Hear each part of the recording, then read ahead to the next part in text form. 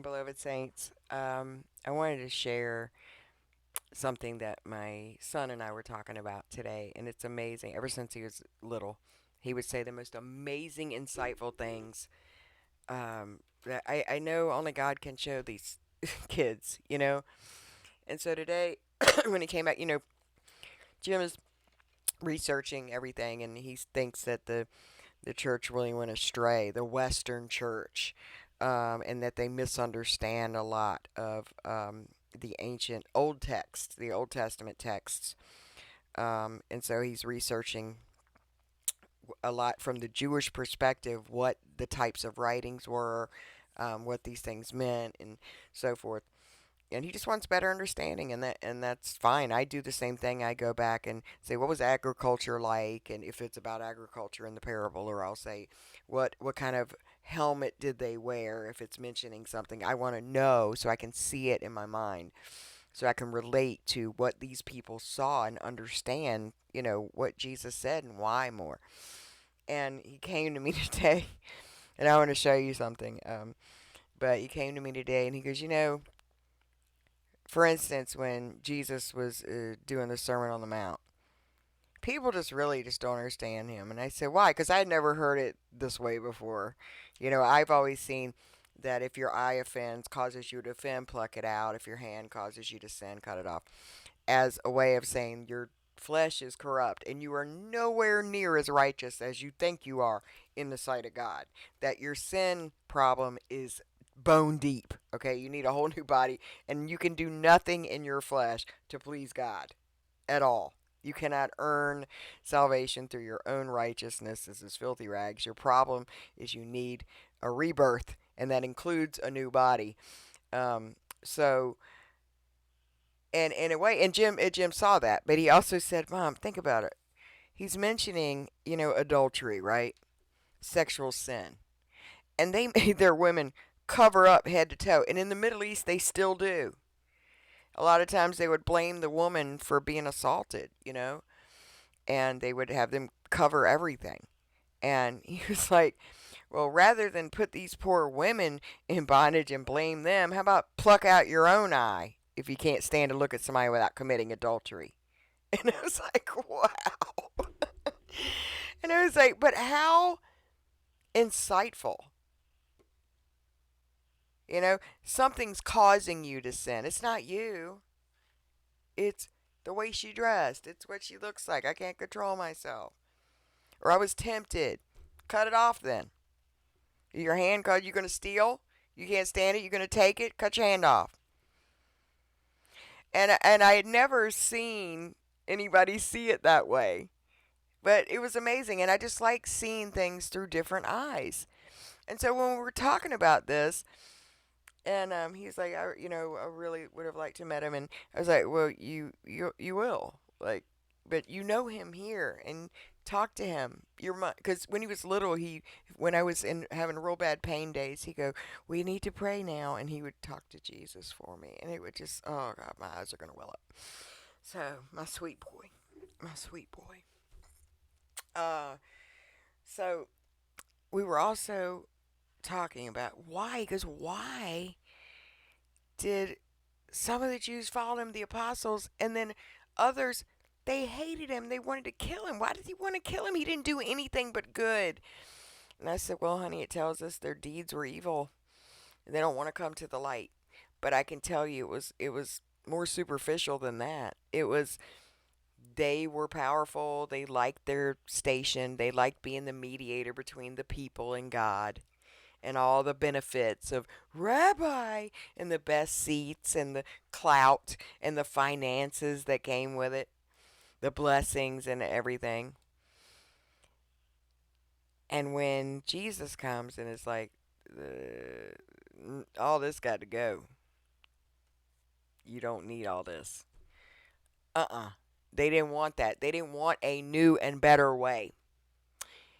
Jesus told the Samaritan woman, she said, do we worship here or in Jerusalem? He said, there'll come a day where you won't worship in this mountain or in Jerusalem, for the Father seeks those that worship him in spirit and in truth. So the temple is, he doesn't live in temples or in idols. We are the temple, right? They didn't want it. And I was like, yeah, so they saw that when Lazarus rose from the dead, when Jesus did that in front of all these people, they couldn't deny it. They many of them saw it, and it was everywhere. You see a man dead 4 days, risen again, it's going to spread like wildfire.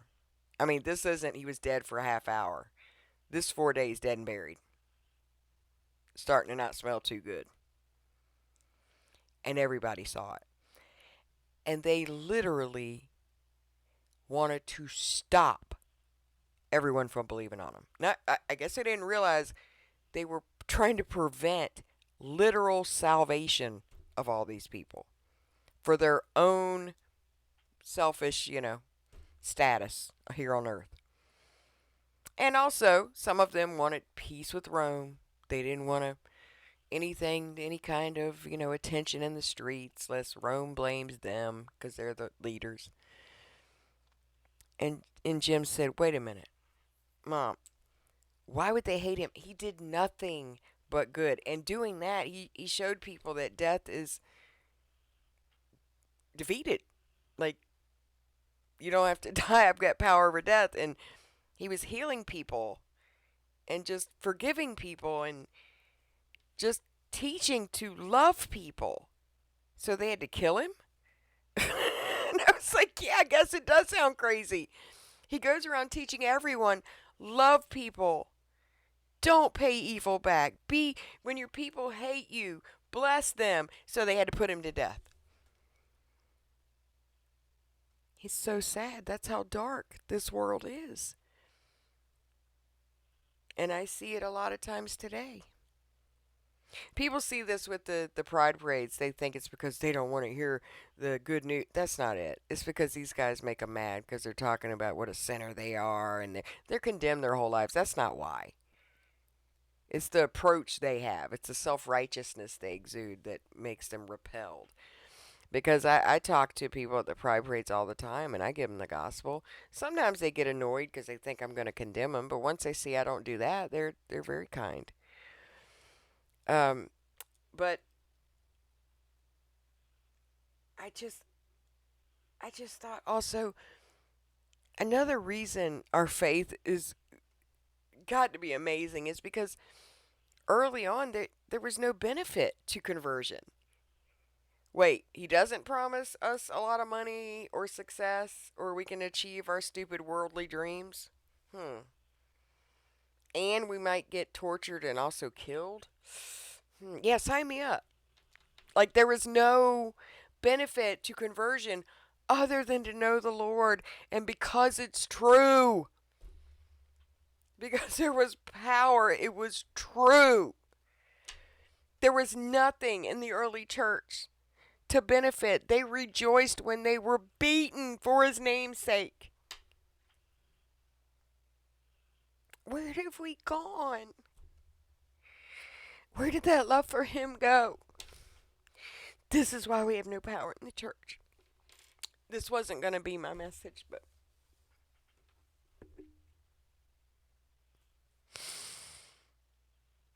all right.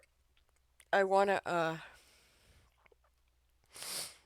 show you something here in John where they're plotting. I don't know if you guys know this. It's his resurrection of Lazarus where they decide they got to kill him because they need to stop people from believing in him. I don't know, but there's a judgment on those who make children who believe in him stumble, and I don't think that's just age. I think when you get in the way, it says him who destroys the temple of God, him God will destroy. And that's talking about building on the foundation. So that's destroying the believer. When you better watch out when you tear down somebody's faith. You better watch out. So it's John 11. Then many of the Jews, this is verse 45, which came to Mary and had seen the things which Jesus did, believed on him. But some of them went their way to the Pharisees and told them what things Jesus had done. Then gathered the chief priests and the Pharisees a council. and said, "What do we? For this man doeth many miracles." They didn't deny that God was working through him. How wicked is this? If we let him thus alone, all men will believe on him. And the Romans will come take away both our place and our nation. Got their status. And one of them, named Caiaphas, being the high priest that same year, said unto them, "You know nothing at all, nor consider that it is expedient for us that one man should die for the people, and the whole nation perish not." And this spake he not of himself, but being high priest that year, he prophesied that Jesus should die for the nation, and not for that nation only, but also that he should gather together in one the children of God that were scattered abroad, and that is all the Gentiles who joined the Jews together in one body. It's not them here and us over here. One body, one temple, one building. This view of them and us only started less than 200 years ago. Nobody believed that. So I want you to see it in John 12. Here they're talking more. They not only want to kill Jesus, they want to kill Lazarus because he's the evidence of it. This is how wicked these are religious leaders now. Do you see it? God was not in them. Their father was the devil. They're talking about murdering yet another prophet, and not just a prophet, the prophet Moses promised, and the Messiah and the Son of the living God himself. They know God's working in them. They don't care. They hardened their heart. The Holy Spirit was bearing witness to these people of who he was. But they cared more about their position. This is crazy to me. John 12:9-20. Much people of the Jews therefore knew that he was there, and they came not for Jesus' sake only, but that they might see Lazarus also, whom he had raised from the dead. But the chief priests consulted that they might put Lazarus also to death, because by reason of him many of the Jews went away and believed on Jesus. On the next day, much people that were come to the feast, when they heard that Jesus was coming to Jerusalem, took branches of the palm trees, and that's when they cried, "Hosanna, blessed is the King of Israel that cometh in the name of the Lord." Beautiful. I love the Old Testament prophecies about that. But isn't God amazing? He knew they would reject him. He knew they were working against him. He didn't fight it at all. Sheep went to the slaughter. Because God is in front of everything. We fear thinking that God didn't take care of us, but we don't know the big picture. We gotta let God be God. And I don't know where we got this idea that God's gonna make all our dreams come true. And what he will do is, no matter what happens, no matter what job you take, what partner you have, or if you don't have a partner, what he will do is never leave you or forsake you. And whatever you face, he will give you strength to face it. He never said you'll have everything great. He said the opposite for us. So we're very fortunate to be in a Christianized nation. It's based on the founding principles. It's a secular, but based on Judeo-Christian principles, the law, because it's basic human societal decency. That's what the law is, just basic decency. I mean, he was teaching people that burn their kids to demon gods in fires, okay? They had to know what was right and wrong. It's child's play to a Christian. We know we're not supposed to lie, commit adultery. We know all that. We don't need a list. And the Spirit of God is in us. I mean, it's just, to me, it's so silly. It's like keeping the law. It's like, come on, dude. Our standards are higher than the law. Really, it is. We don't just, eye for an eye. We forgive. It's greater. We love. It's hard. It's hard sometimes. But it's not when we let him in us live. Because, my flesh wants to do what it wants, but I reckon it did. It died. And yes, I'm living, but just like Paul said, I'd rather have Christ liveth in me. So I think about that, and I've pretty profound today, talking to my son and telling him why, because he didn't understand why. What was their real motive? Why were they like, I gotta kill him? I mean, he didn't do anything but just good. Yeah. So anyway, you guys, I don't know if I'm doing a program for Thursday's Throwdown or not. My birthday's on the third, but my sister, it says my niece is going to be performing in a play, and she won't be around after this weekend, so they want to do it, and I'm not sure when. And then I got my mom's stuff, and I'm dealing with some insurance stuff, so I'm not sure if I'll be done with it.